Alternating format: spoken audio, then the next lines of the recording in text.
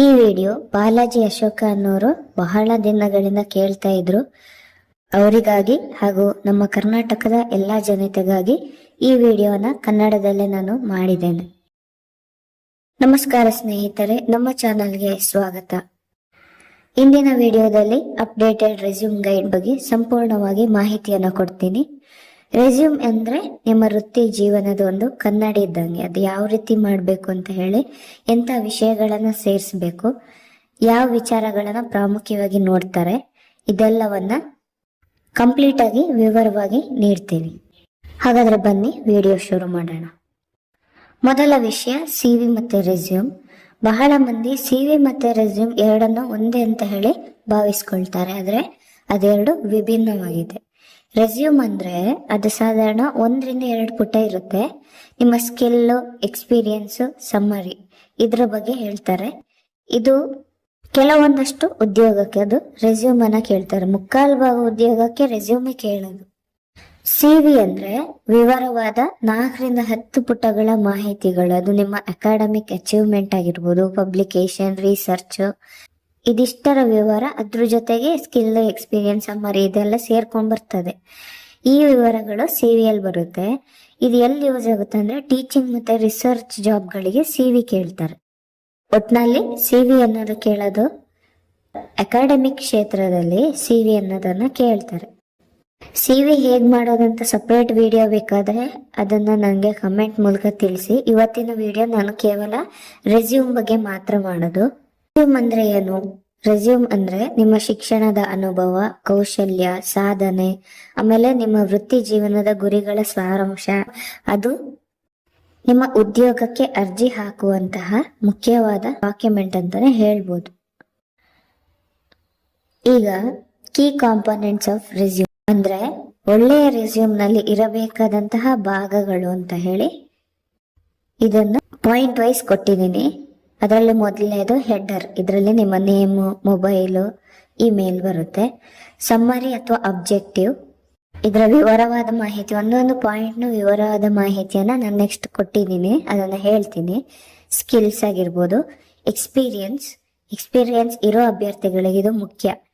ಆಮೇಲೆ education, certification, projects, achievement, ಈ ಎಲ್ಲವನ್ನ ಸರಿಯಾದ ಕ್ರಮದಲ್ಲಿ ತೋರಿಸಿದ್ರೆ ರೆಸ್ಯೂಮ್ ಕ್ಲೀನ್ ಮತ್ತೆ ಪ್ರೊಫೆಷನಲ್ ಆಗಿ ಕಾಣುತ್ತೆ.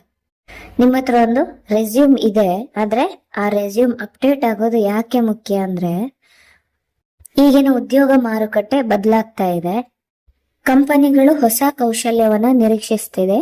ಹಳೆಯ ರೆಸ್ಯೂಮ್ ನಲ್ಲಿ ನಿಮ್ಮ ಇತ್ತೀಚಿನ ಸಾಧನೆಗಳು ತೋರಿಸ್ತಾ ಇಲ್ಲ. AI ರೆಸ್ಯೂಮ್ ಸ್ಕ್ರೀನಿಂಗ್ ವ್ಯವಸ್ಥೆಗಳು ಹೆಚ್ಚುತ್ತಾ ಇದೆ. ಹೀಗಾಗಿ ಅಪ್ಡೇಟೆಡ್ ರೆಸ್ಯೂಮ್ ನಿಮ್ ಕೈಯಲ್ಲಿದ್ರೆ ನೀವು ನಿರೀಕ್ಷಿಸುವ ಹುದ್ದೆ ಪಡೆಯೋದಕ್ಕೆ ಸಾಧ್ಯವಾಗ್ತದೆ. ಈಗ ನೋಡೋಣ ಟೈಪ್ಸ್ ಆಫ್ ರೆಸ್ಯೂಮ್. ಮುಖ್ಯವಾಗಿ 3 ರೀತಿಯ ರೆಸ್ಯೂಮ್ಗಳಿದೆ. ಒಂದು ಕ್ರೋನೋಲಾಜಿಕಲ್ ರೆಸ್ಯೂಮ್, ಎರಡನೇದಾಗಿ ಫಂಕ್ಷನಲ್ ರೆಸ್ಯೂಮ್, ಮೂರನೇದಾಗಿ ಕಾಂಬಿನೇಷನ್ ರೆಸ್ಯೂಮ್. ಪ್ರತಿಯೊಂದಕ್ಕೂ ಅದರದ್ದೇ ಆದಂತಹ ಒಂದು ಪರ್ಪೋಸ್ಗಳು ಇದರಲ್ಲಿ ಇದೆ. ಈಗ ಕ್ರೋನೋಲಾಜಿಕಲ್ ರೆಸ್ಯೂಮ್ ಬಗ್ಗೆ ನೋಡೋಣ. ಈ ರೆಸ್ಯೂಮ್ ಎಕ್ಸ್ಪೀರಿಯನ್ಸ್ ಇರುವಂತಹ ಅಭ್ಯರ್ಥಿಗಳಿಗೆ ಉಪಯೋಗವಾಗುತ್ತೆ. ಅಂದ್ರೆ ನಿಮ್ಮ ವರ್ಕ್ ಎಕ್ಸ್ಪೀರಿಯನ್ಸ್ ರಿವರ್ಸ್ ಆರ್ಡರ್ ಅಲ್ಲಿ ಬರಬೇಕು. ಅದಕ್ಕೆ ರಿವರ್ಸ್ ಕ್ರೋನಾಲಜಿ ಅಂತೀವಿ.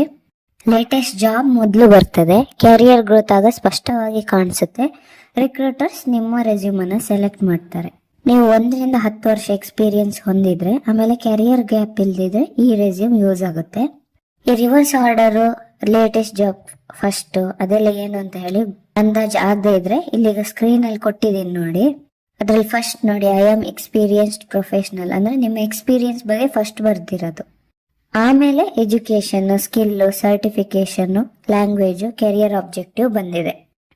ಮುಂಚೆ ಮಾಡುವಂತಹ ನಾರ್ಮಲ್ ರೆಸ್ಯೂಮ್ಗಳಲ್ಲಿ ಉಲ್ಟಾ ಬರೀತಿದ್ವಿ ಅಲ್ವಾ? ಎಜುಕೇಶನ್, ಸ್ಕಿಲ್ ಆ ಥರ ಎಲ್ಲ ಆದ್ಮೇಲೆ ಲಾಸ್ಟಿಗೆ ಎಕ್ಸ್ಪೀರಿಯನ್ಸ್ ಬರೆಯೋದು, ಆ ಥರ ಬರೀಬಾರ್ದು. ಈಗ ಎರಡನೇ ಟೈಪ್ ರೆಸ್ಯೂಮ್ ಫಂಕ್ಷನಲ್ ರೆಸ್ಯೂಮ್ ಅಂತ, ಕೌಶಲ್ಯ ಆಧಾರಿತ ರೆಸ್ಯೂಮ್. ಇದು ಫ್ರೆಶರ್ಸ್ ಮತ್ತೆ ಈಗ ಕೆರಿಯರ್ ಏನಾದ್ರು ಚೇಂಜ್ ಮಾಡೋದು, ಒಂದು ಕಂಪ್ನಿಯಿಂದ ಇನ್ನೊಂದು ಕಂಪ್ನಿಗೆ ಜಂಪ್ ಆಗೋರು ಇದನ್ನ ಬರಿಬಹುದು.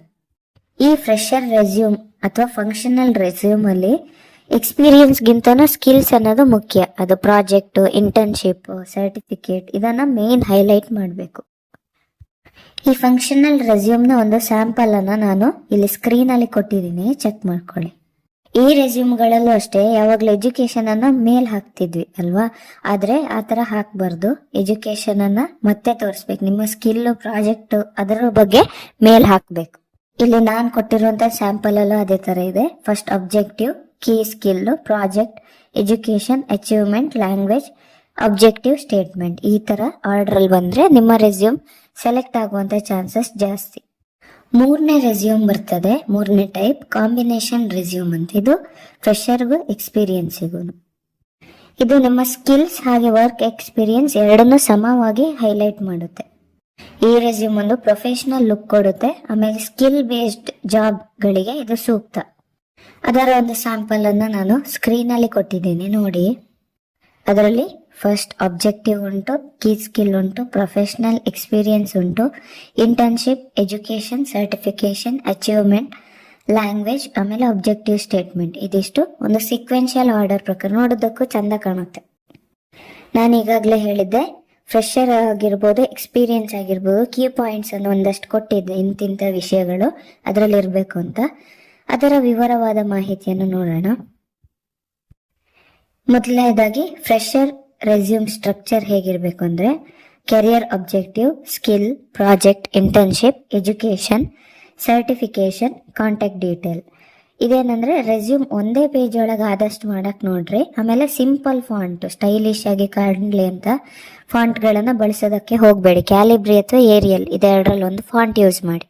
ಅದರ ಒಂದು ಸ್ಯಾಂಪಲ್ ಅನ್ನ ಕೊಟ್ಟಿದ್ದೀನಿ, ಚೆಕ್ ಮಾಡ್ಕೊಳ್ಳಿ, ಇಲ್ಲೇ ಇದೆ. ನೆಕ್ಸ್ಟ್ ಬರ್ತದೆ ಎಕ್ಸ್ಪೀರಿಯನ್ಸ್ಡ್ ರೆಸ್ಯೂಮ್ ಸ್ಟ್ರಕ್ಚರ್. ಇದರಲ್ಲಿ ಇರಬೇಕಾದಂತ ಅಂಶಗಳು professional summary, work experience, skills, achievement, education. ನೀವು ಏನೇನು ರೆಸ್ಪಾನ್ಸಿಬಿಲಿಟಿ ತಗೊಳ್ತೀರಾ ಅದನ್ನ ಬರೆಯೋದಕ್ಕಿಂತ ನಿಮ್ಮ ಅಚೀವ್ಮೆಂಟ್ ಅನ್ನ ಬರೆದ್ರೆ ಇದರಲ್ಲಿ ಹೆಚ್ಚು ಇಂಪ್ರೆಷನ್ ಕೊಡ್ತದೆ. ಈಗ ರೆಸ್ಯೂಮ್ಗಳಲ್ಲಿ ಫಸ್ಟ್ ಬರುವಂತಹ ಭಾಗ ನೋಡಿದ್ವಿ, ಸಮ್ಮರಿ ಅಥವಾ ಅಬ್ಜೆಕ್ಟಿವ್ ಅಂತ ಹೇಳಿ. ಈ ಭಾಗ ರಿಕ್ರೂಟರ್ಸ್ ಮೊದಲು ನೋಡುವಂತಹ ಒಂದು ವಿಭಾಗವಾಗಿದೆ. ಒಂದು ಫಂಕ್ಷನಲ್ ರೆಸ್ಯೂಮ್ ಎಕ್ಸಾಂಪಲ್ ಅಲ್ಲಿ ಸೈಡ್ ಅಲ್ಲಿ ಕೊಟ್ಟಿದ್ದೀನಿ ನೋಡಿ, ಮಾರ್ಕ್ ಮಾಡಿದ್ದೀನಲ್ವ ರೆಡ್ ಕಲರ್ ಅಲ್ಲಿ, ಅದೇ ಸಮ್ಮರಿ ಮತ್ತೆ ಅಬ್ಜೆಕ್ಟಿವ್ ಭಾಗ. ಎರಡನೇ key component skill section. Skill section ಅನ್ನು ನಾವು ಎರಡು ಭಾಗಗಳಲ್ಲಿ ಬರಿಬಹುದು. ಫಸ್ಟ್ ಟೆಕ್ನಿಕಲ್ ಸ್ಕಿಲ್, ಅದರಲ್ಲಿ MS ಆಫೀಸ್ ಆಗಿರ್ಬೋದು, ಜಾವಾ, ಅಕೌಂಟಿಂಗ್ ಟೂಲ್, ನೆಟ್ವರ್ಕಿಂಗ್ ಇದ್ರ ಬಗ್ಗೆ ಬರುತ್ತೆ. ಸಾಫ್ಟ್ ಸ್ಕಿಲ್ ಅಂದ್ರೆ ಕಮ್ಯುನಿಕೇಶನ್, ಟೈಮ್ ಮ್ಯಾನೇಜ್ಮೆಂಟ್, ಲೀಡರ್ಶಿಪ್, ಈ ರೀತಿಯ ಸ್ಕಿಲ್ಗಳು. ಈಗ ಒಂದು ಇದರಲ್ಲಿ ರೆಸ್ಯೂಮ್ ಎಕ್ಸಾಂಪಲ್ ಕೊಟ್ಟಿದ್ದೀನಿ ನೋಡಿ, ಅದರಲ್ಲಿ ಎರಡು ತರನು ಹಾಕಿದ್ದೀನಿ, ಟೆಕ್ನಿಕಲ್ ಮತ್ತೆ ಸಾಫ್ಟ್ ಸ್ಕಿಲ್. ಇದು ATS ಪಾಸ್ ಆಗಲು ಈ ಸ್ಕಿಲ್ ಸೆಕ್ಷನ್ ಬಹಳ ಮುಖ್ಯ. ಹಾಗಾದ್ರೆ ATS ಅಂದ್ರೆ ಏನು? ATS ಅಂದ್ರೆ ಅಪ್ಲಿಕೆಂಟ್ ಟ್ರ್ಯಾಕಿಂಗ್ ಸಿಸ್ಟಮ್ ಅಂತ. ಇದು ಕಂಪನಿ ಬಳಸುವಂತಹ ಒಂದು ಸಾಫ್ಟ್ವೇರ್ ಸಿಸ್ಟಮ್ ಆಗಿದೆ. ಈ ಉದ್ಯೋಗಕ್ಕೆ ತುಂಬಾ ಜನ ಅರ್ಜಿ ಹಾಕ್ತಾರಲ್ವಾ, ಎಲ್ಲದನ್ನು HR ಮ್ಯಾನುವಲ್ ಆಗಿ ನೋಡಲ್ಲ. ಆದ್ರಿಂದ ಅದಕ್ಕೆ ಕಂಪನಿಗಳು ATS ಸಾಫ್ಟ್ವೇರ್ ಅನ್ನ ಬಳಸ್ತದೆ.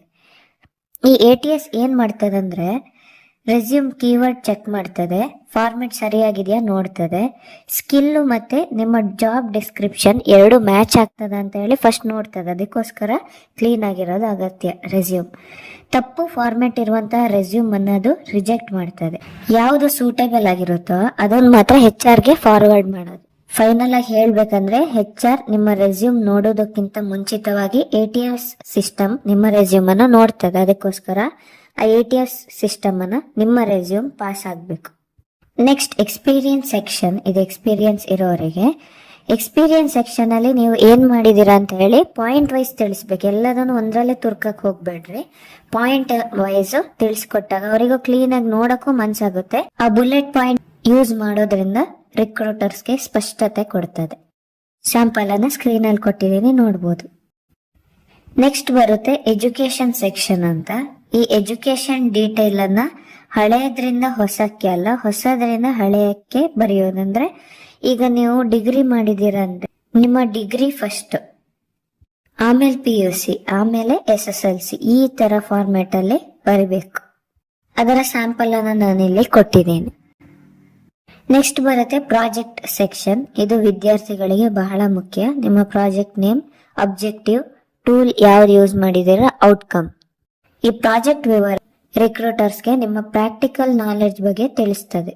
ಅದನ್ನು ಕೂಡ ಸ್ಕ್ರೀನ್ ನಲ್ಲಿ ಕೊಟ್ಟಿದ್ದೀನಿ. ನೆಕ್ಸ್ಟ್ ಬರುತ್ತೆ ಅಚೀವ್ಮೆಂಟ್ ಸೆಕ್ಷನ್. ಇದು employee of the month award, college topper, completed 50 customer queries per day. ಈ ತರ ಮೆಜರಬಲ್ ಅಚೀವ್ಮೆಂಟ್ ಇದ್ರೆ ಇದನ್ನ ಸೇರಿಸಿ. ಸುಮ್ನೆ ಸಣ್ಣ ಪುಟ್ಟದೆಲ್ಲ ಹಾಕಕ್ ಹೋಗ್ಬೇಡಿ. ಈಗ ನಾನು ವಾಲಿಬಾಲ್ ಅಲ್ಲಿ ಫಸ್ಟ್ ಪ್ರೈಸ್ ತಗೊಂಡೆ, ಈ ರೀತಿಯಲ್ಲಿ ಹಾಕಕ್ ಹೋಗ್ಬೇಡಿ. ಸ್ಯಾಂಪಲ್ ಅಲ್ಲಿ ಕೊಟ್ಟಿದ್ದೀನಿ ನೋಡಿ. ನೆಕ್ಸ್ಟ್ ಬರುತ್ತೆ ಸರ್ಟಿಫಿಕೇಶನ್ ಸೆಕ್ಷನ್.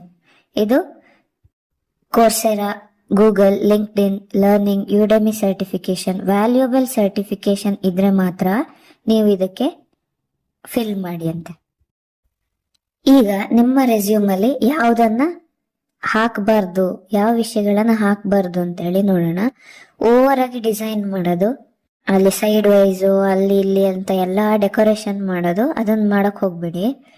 ಆಮೇಲೆ ತುಂಬಾ ಉದ್ದುದ್ದ ರೆಸ್ಯೂಮ್, ಫ್ರೆಶರ್ಗಳಾಗಿದ್ರೆ ದಯವಿಟ್ಟು ಉದ್ದುದ್ದ ರೆಸ್ಯೂಮ್ಗಳನ್ನ ಮಾಡಬೇಡಿ. ಸಣ್ಣ ಎರರ್ ಅಂತ ಹೇಳಿ ಅದನ್ನ ನೆಗ್ಲೆಕ್ಟ್ ಮಾಡಬೇಡಿ. ಗ್ರಾಮೆಟಿಕಲ್ ಎರರ್ ಇದ್ರೆ ಕರೆಕ್ಷನ್ ಮಾಡಿ. ಕೀವರ್ಡ್ಗಳನ್ನ ಯೂಸ್ ಮಾಡಬೇಡಿ. ಜೆನೆರಿಕ್ ರೆಸ್ಯೂಮ್ ಅನ್ನ ಯೂಸ್ ಮಾಡಬೇಡಿ. ಫೋಟೋಗಳನ್ನ ರೆಸ್ಯೂಮ್ ಅಲ್ಲಿ ಹಾಕಬೇಡಿ.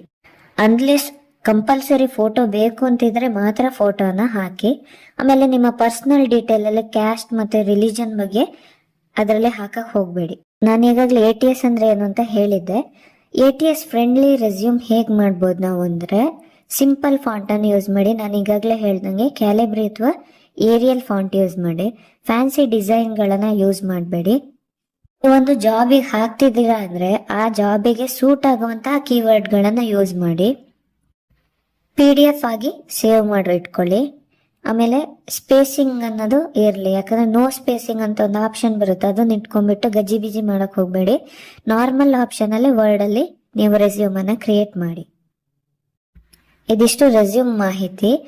ಇವುಗಳನ್ನೆಲ್ಲ ಅನುಸರಿಸಿದ್ರೆ ನಿಮ್ಮ ರೆಸ್ಯೂಮ್ ಪ್ರೊಫೆಷನಲ್ ಆಗಿ ಕಾಣುತ್ತೆ ಮತ್ತೆ ಇಂಟರ್ವ್ಯೂ ಕಾಲ್ ಪಡೆಯೋ ಸಾಧ್ಯತೆ ಹೆಚ್ಚಿನದಾಗಿರುತ್ತೆ. ಈ ಫಾರ್ಮೆಟ್ ಗಳೇನಾದ್ರೂ ಬೇಕು ನಿಮಗೆ ಅಂತಿದ್ರೆ ಫ್ರೀಯಾಗಿ, ಅದರಲ್ಲೇನು ದುಡ್ಡಿಲ್ಲ, ಫ್ರೀಯಾಗಿ ಏನಾದ್ರೂ ಬೇಕಂತಿದ್ರೆ ಕಮೆಂಟ್ ಮಾಡಿ, ನಾನು ಲಿಂಕ್ ಅನ್ನ ಕೊಡ್ತೀನಿ. ನಾನೀಗ ವಿವರವಾಗಿ ಹೇಳಿದಂತ ಅಷ್ಟು ರೆಸ್ಯೂಮ್ ಒಂದೇ ವರ್ಡ್ ಅಲ್ಲಿರುವಂತಹ ಲಿಂಕ್ ಅನ್ನ ನಿಮ್ಗೆ ಕೊಡ್ತೀನಿ. ನಿಮಗೆ ಅದು ಯೂಸ್ ಆಗೋದಾದ್ರೆ ಆಗ್ಲಿ. ವಿಡಿಯೋ ಇಷ್ಟ ಆಗಿದ್ರೆ ಲೈಕ್ ಮಾಡಿ, ಶೇರ್ ಮಾಡಿ, ಸಬ್ಸ್ಕ್ರೈಬ್ ಮಾಡಿ. ರೆಸ್ಯೂಮ್ ಟೆಂಪ್ಲೇಟ್ಸ್ ಗಳು ಬೇಕಾಗಿದ್ರೆ ಕಮೆಂಟ್ ಮಾಡಲು ಮರೆಯಬೇಡಿ. ಧನ್ಯವಾದಗಳು.